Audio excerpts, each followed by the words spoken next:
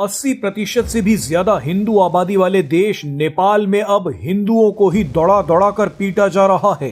नेपाल में मुस्लिम आबादी जबरदस्त तरीके से बढ़ रही है और पत्थरबाजी भी।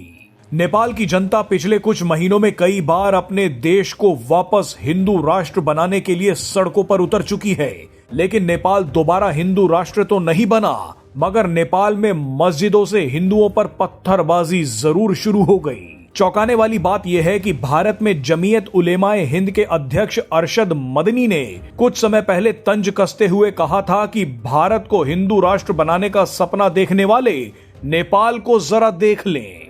मदनी ने ऐसी चेतावनी क्यों दी थी उस पर आगे बात करेंगे, लेकिन सबसे पहले देखिए कि नेपाल में क्या हुआ है। दरअसल एक रिपोर्ट के मुताबिक नेपाल के रौतहट जिले में एक हिंदू शादी समारोह में पारंपरिक संगीत गाए जा रहे थे। ये हिंदू जश्न मनाते हुए सड़कों पर जा रहे थे, मगर इसी बीच रास्ते में एक मस्जिद पड़ गई। मस्जिद से बाहर निकले मुस्लिमों ने आपत्ति जताई कि संगीत ना बजाया जाए। इस पर मामला बिगड़ गया, झड़प हो गई। उसके बाद हिंदुओं पर मस्जिद से पत्थरबाजी शुरू हो गई। मस्जिद से लोग डंडे ले लेकर निकल गए।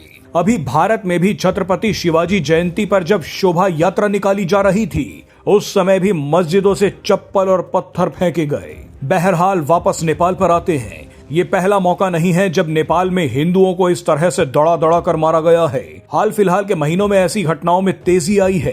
एक रिपोर्ट के मुताबिक नेपाल में मुस्लिम आबादी तेजी से बढ़ रही है। पिछले दशक में नेपाल में हिंदुओं और बौद्धों की आबादी में मामूली गिरावट आई है, जबकि मुसलमानों और ईसाइयों की आबादी में वृद्धि हुई है। नेपाल में कन्वर्जन रैकेट भी चल रहा है।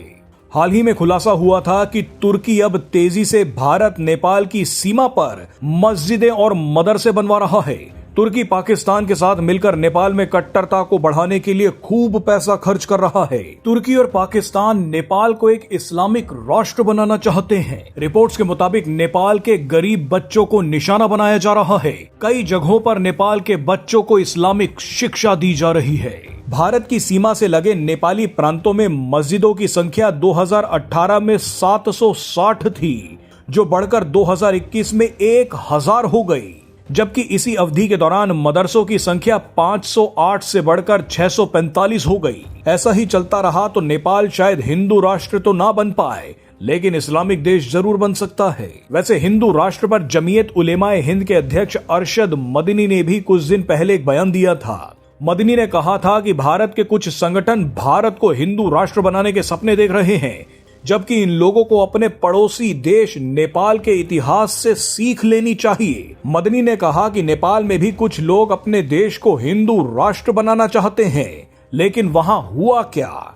वहां पर ऐसी विचारधारा समाप्त हो गई। लोकतांत्रिक संविधान के तहत नई व्यवस्था अस्तित्व में आ गई।